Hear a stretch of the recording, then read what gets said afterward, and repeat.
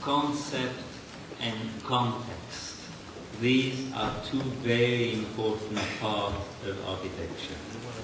So does one conceptualize the context or contextualize the concept?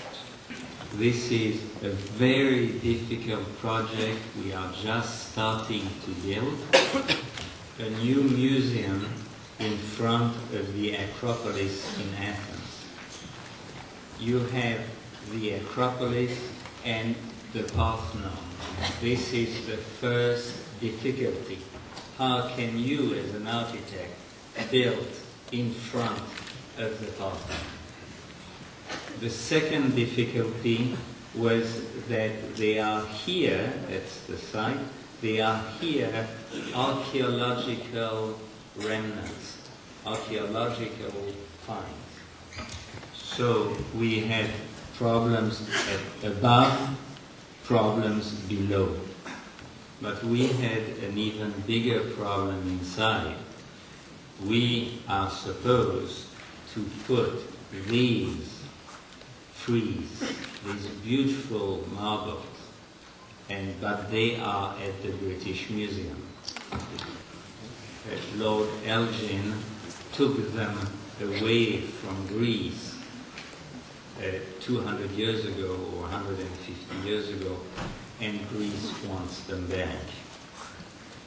So the building we have proposed is a building with, at the top, it has a top, a middle, and a base.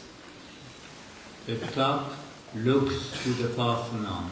It has the frieze all around, so that the movement of people around follows the artwork. It has the general collection in the middle, and the base is over the excavation. The excavation, each of the columns had to be negotiated with the archaeologists. The building, you enter, and the ground of the building is the beautiful excavation, and here the movement through the museum starts by looking at the excavation. Then you move through the building. Again, the vectors of movement in a museum are always very interesting because it's space and time at the same time. The glass ramp, this is a transparent glass ramp over the excavation, so you can see down the excavation. And then when you arrive at the top, you see simultaneously the metopies and the frieze and the Parthenon. The perception of the building is through the movement. Movement is what acts as the common denominator between the sculpture and the temple. The building from below with the base and the excavation, the general sculpture, and the frieze now at the British Museum. View at night. Another museum in Sao Paulo this time, in Brazil. The site, very small, lots of constraints, but we wanted to express the relationship between the city and the art. So here you exhibit the art, but when you go from one floor to another, you go down the ramp or up the ramp and you see the city. It is the opposite of the Guggenheim Museum. The Guggenheim Museum in New York is introvert. This one is extrovert. So you have down here the car park on a ramp, 5 levels of car park. You cannot go underground because of the water. Then you take the elevator to the top where you have the lobby and the bookstore and the restaurant. Here you have galleries, galleries, galleries, and the movement vectors come down on the outside along the gallery spaces. And then there is the envelope. So this is a view of the building from the outside with the parking. Here, education and offices. And then the gallery spaces. It is a double envelope. Here are the galleries, the installation walls, and here the outside envelope. It has many advantages for environmental reasons. At night you see people coming down the ramp and even some sculptures that are not sensitive to the sunshine. At Cincinnati, for an athletic center, the question of the context and the envelope became a new challenge. The program had a lot of offices for the coaches.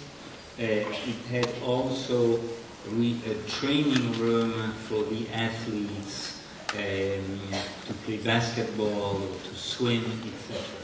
Small rooms and big rooms. We could choose the site. We were told you can build a building anywhere around here. You just have to replace those fields. But these areas were not very interesting in urban terms. The most interesting area was really here in the middle. So we decided to build it right at this point, so that the building would really be the center of activities.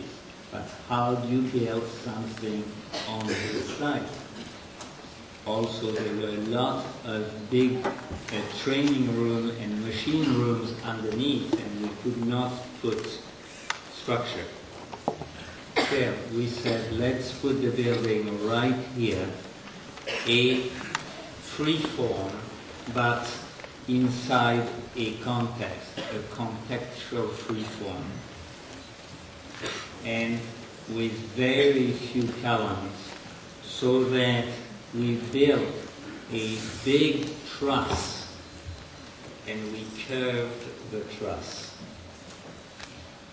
Here the envelope becomes the structure, or the structure becomes the envelope.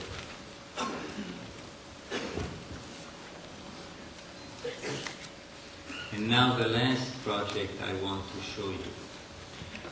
It was just completed a few months ago in Miami, Florida.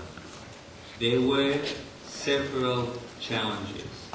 One was, what is the cultural context of Miami? It's not the same as if you build in Paris, or if you build in New York, or if you build in Seoul. In the project that I've tried to show you this afternoon, I have put the emphasis on vectors and on envelopes. These are abstractions. But there is always a moment when the abstraction must be confronted with the context. Sometimes the concept comes first, sometimes the context comes first. In Miami, it was a School of Architecture building, and it was to be built for half the amount of money one normally builds in that city. we won the competition with studios for the students, offices and classrooms, an auditorium and an art gallery and a library. In the middle, a courtyard. You have here these two public buildings. These are only for the students. These are for everybody. Movement between these different parts was very important. So we looked how the movement vectors could have an effect on the envelope of the public buildings. So with the help of the computer, we started to deform the envelope through the movement vectors. We also, because the budget was so small, we said we had to find a prefabrication system, and we found somebody who built car parks who could build big prefabricated concrete walls. These are the elements coming to the site. They are 20 meters and 20 meters, like a construction site. Completed buildings, the classroom and the offices, the library, the art gallery, and the other minimalist buildings. The movement vectors and the activities through the movement of people in the space. A very simple concept brought into a context, playing with the light of South Florida against the envelope, work in the light. And a building is also, again, important, not for what it looks like, but for what it does. Outdoor classes on the steps.